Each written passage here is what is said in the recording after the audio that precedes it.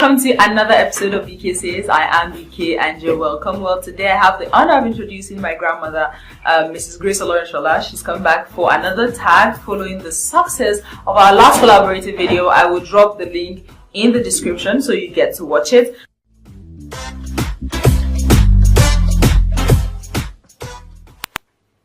Welcome to BK Says, Granny. This is like the second episode. A lot of people, I got lots of feedback saying you wanted to see it again. That's why I have this Q&A for you, because a lot of my friends didn't meet their grandparents, and I was lucky to meet all four, but not many people were. So they have questions they want to ask you. So I compiled them and we'll start. The first one is, how do you stay so young? I'm pretty with the golden hair, baby. My personal favorite. How do you stay so young? Well, I give glory to God. First of all, it is the help of God. And secondly, the wisdom He has given me to eat right. So it's all about dieting? Yes. And exercise. Like going to the gym kind of exercise? No, just trekking in the evenings. Then in the house, I don't sit down for someone to do everything for me. I do things by myself in most cases. And so, God has given me that grace to look young and live until that age, that time, that He will say, "Come home, my daughter." Personally, she never considers herself as old. Elderly, yes, but she says she's sweet 16. Yes. So how does it feel to be advanced in age? Looking back at the country generally, okay, this one says, what was life like when you were a little girl, the country and the lifestyle and all? As a little child, to me in particular, we really had a nice time, because my father was a reverend of SIN Church, which is Ekwa now, and so he was a salary earner. Salary earners at that time and were looked upon as great people. So we didn't really, there was no really any problem for us. And I went to a mission school. That's the SIN school. So pastors pay a little amount for their children in those days. And we didn't have any problem with that, going to school. Now, going to school is so tedious, so terrible that parents cannot even send their children to school because of the school fees and all other things that they have to pay. But we thank God that even at that time, as a mission school, it was okay. But you spoke about, you were telling me the other day about free education. Free education in your time, is it the same thing with the free education we're seeing in Kaduna State, saying free education, Igbo State saying free education? Is it the same thing? No, not at all. When I went, I gained admission into WTC Kaba. And the list they gave us to bring was a cutlass, a hoe, 2 sheets, 2 white sheets, the sheets. That's all you had to use. That was all. So, but it was a government school, the women government school. And it was directed from Kaduna here as the headquarters. There were just 2 women government schools, teacher schools in Nigeria then. And that was Kano WTC and Kaba WTC. And it was free for any girl who could get admission to those schools. In the first place, when you do exams, there's no way anybody can change your name and put another person's name, because they were controlled by these Europeans who were in Nigeria then. And if you pass, because I was given, in fact, I was not even in my village when they were looking for me. From Kaba, they sent the driver to look for me in my village and give me that letter, that admission letter, because they could not afford to lose people who really do well. So I was in Kaduna then with my sister, and there was a telegram that came that they have admitted me in Kaba. That my mother had the letter now. They were looking for my father's house there, and they got it. So I had to go back home. Nobody can take your place. They will not, so change your name. And that was how simple it was then. When we resumed in WTC Kaba, we were given school uniforms free, church uniforms free, PE uniforms free, school shoes, that's sandals, real original sandals, free. Everything, food, free. On Fridays, we have laundry after school. We used to have laundry after school. They will give us, they will cut everybody's soap. It was this bar soap. Yeah. So the matrons will cut them into pieces according to the number of children, of people in the hostels. We had 6 hostels and 6 matrons and 1 head matron. So they will put this soap, if you are 3 in a room, they will put 3 at your doorstep because the doors were locked. They will put 2 if you are 2, and so on and so forth. And nobody will tamper with anybody's food. When you get there, if you are the first person to get to the room, you open the door and pick the soap, the 3. Go in, put them there for your roommates. So it was so simple. No stealing like this. No, in fact, it was so easy. It was honest, more honest time. In fact, integrity was superb then. So even now, for me to now see, it's something so painful to me when I see all these things happening in the country. This is the same country. I used to say it. I still said it some time ago, not long ago, that I love Nigeria. And I love Nigeria because Nigeria has really helped and served and worked for me. So if the leaders can make Nigeria workable for other people, they will love their country. There won't be these killings and so on and so forth. Because if you love your country, you will not want to destroy the country. So it was that easy for us. Even as soon as you are finishing school, work is waiting for you. Your job is waiting for you. Those who went to universities, if we are finishing, your car is there waiting for you, your house is waiting for you, and your job is waiting for you. But those times, less people, there are fewer people were going to school. Now you hear admission university saying 20,000 people apply to one university and lots of people are going to school. Does the number probably have something to do with the reason why the government is unable to keep up? I think it's not the number as per se. It's the untruthfulness of people who are in charge of these places. If they can only spend the money, if they can spend the money that they are supposed to spend on these schools on them, it won't be this bad.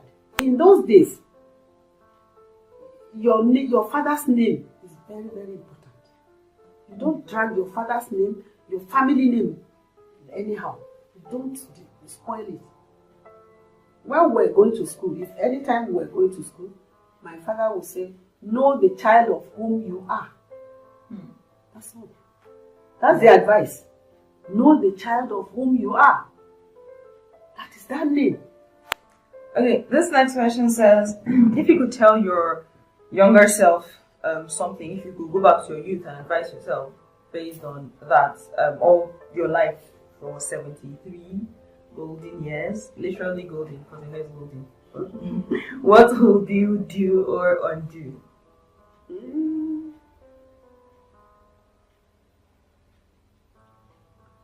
I don't think, well, You think you have still made the major thing I would have loved to do is accepting Jesus Christ as my Lord and Savior when I was a child. So this question is from a young man. He says life isn't particularly making sense to him. He is asking at what age did life all start to make sense? For someone feeling lost, for someone feeling life isn't moving, their life isn't moving as expected. Is there anything you could say to help them? I think this person has lost something. And one major thing that I think the person has lost is Christ. There's a place where Christ should be in your soul. There's no life that is meaningless. It's the way you see life. The way you see life and what you make out of life.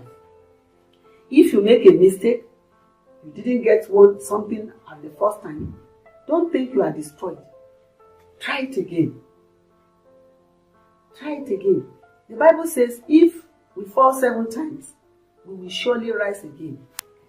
How would you advise youngins or the young people making life-changing decisions? Is there a hard and fast rule on making life-changing decisions? Decisions like choice of partner, career path, and those really major life decisions that can either make or mar you. Is there what this person is asking if Grandma would be able to advise her? Well, I feel that as human beings, we make mistakes at times. Even when we make mistakes, there's always a way that you can rectify it, and we should be ready to rectify it. To choose maybe a life partner will depend solely on what you want in that partner. What exactly do you want? And nowadays, what character do you want to see in that person? That's the problem, the number one problem. Nowadays, many people want to, if you are married or you want to get married, you'll be rushing into it with the hope of what you will get from that marriage. But marriage is what you will put in. It's not what you will get. It's what you will put in. Even education is what you will put in. Because if you don't put in your best, you can't get the best. So in this life, you as a person, you have to think of exactly what you want. Is there a way a man can discern a homemaker woman from the rest? Earlier, post the issues we were talking about, you made mention of a lot of people going after beauty and forgetting character. So does this have to do with this, making a homemaker woman? How will a man know a homemaker woman from the rest? Well, the man and the woman date themselves. And when they are dating, there are certain things you should look out for. If the woman or the girl comes to your house and maybe you are cooking or you want to cook and she's not interested, she cannot even cook or whatever, then you know that one cannot be really, or you are washing or you are cleaning up, if there's anything that is dirty and she comes in and she takes that job on and does it, then you'll be watching. It's not only the work that she will do, but the character of that child, of that girl, whether she's a peaceful person, whether she's easily angered, or whatever, depends on what you want in that girl, in that child, that woman. So whatever you want, you will now watch and pray that God will help you. I read something about a lady who was invited by the mother-in-law and the siblings of the boyfriend, supposed to get married to that boy. When she went there, they cooked food, made the soup, and it was goat meat they used. She was even the one who helped to wash the goat meat and so on and so forth. Then the mother-in-law, as they wanted to eat, the mother-in-law put soup for her and sent her food to her. The man was not there. Sent the food to her to eat, but there was no even single piece of meat. After she washed the goat meat? After she helped them to cook. So because of that, the lady was angry, took a picture of that food and left. She did not touch that food. She was angry. And when I read it, I just laughed because she said she has never eaten any soup without meat or fish in her life. So she won't eat. But me, personally, I felt she overreacted because she would have even thought of it that maybe she is testing me. I just thought about her. Yes. Like she was being tested. Yes. So the woman was testing her, whether she will be angry, whether she will be succumb to, in case they marry, and a particular day there is no meat, there is no fish, will she not eat? She will eat. So definitely she has lost out. She has lost out. And when she now went, I think she sent the picture to the man, and the man did not stop calling her. Wow. Yes, she has failed. To me, I think we should be more careful. If you love somebody, you will love that person completely. But a lot of people are being, a lot of ladies, you hear a lot of men being careful because going to a man's house and cooking and cleaning, they'll say it's not assurance that they're going to put a ring on it. Said marriage may be marriageable, yes. Marriageable or whatever.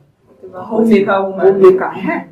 So as a homemaker, it's not just somebody that if you are going, it's not that I just know you today and I come to your house and then I will start cooking. No, there must be a union, a togetherness before you can even think of that. There must be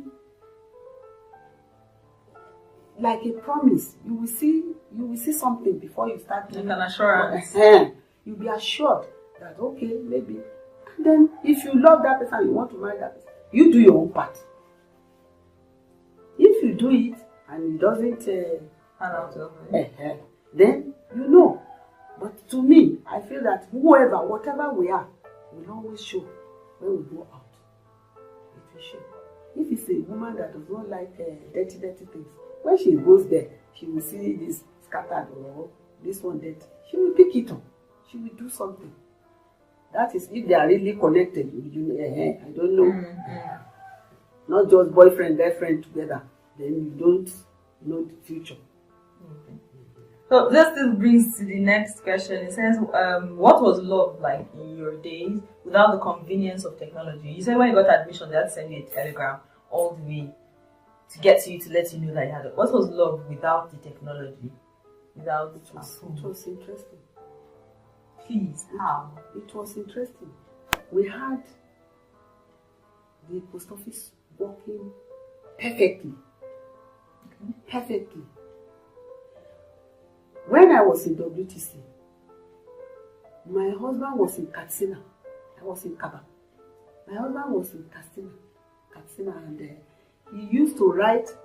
I used to get letters. I think 2 days. Wow. Yes, he would write, and there is a particular envelope. Once they know it's from him. So this love we are talking about, it's not a matter of Facebook or Instagram. It is in the heart. It's in the heart. My husband will write. Each time he can write one letter and it will meet the other one and the other one. So when they are going to call the names of people to come for their letters in the diary, they will put them together. If they are like that, they will put them together. Hey, so person, this person, the same name. So everybody will say, yeah, just because they know it's from that person, that same person. There's a particular envelope that he used to use. So they really know it. We are not the only one that time that happened to. So it is interesting. And we don't make love like the way you people youths now are doing it. You cannot just go and stay with your boyfriend. In fact, when we're on holidays, if my mother does not see me for a long time, she will look for me. She will look. You want to know where I was. But nowadays, a child will leave home, go and stay in one man's house for 2 days. And they are not married. So if a child now is pregnant, they will push that girl to the man. That is not love. It's not marriage. It pains me because it's the girl now that suffers it. As a mother, I was discussing with one man, one of my neighbors here. I told him, I said, what will I have done? I said, I would have taken that child if the girl is in secondary school and she's pregnant.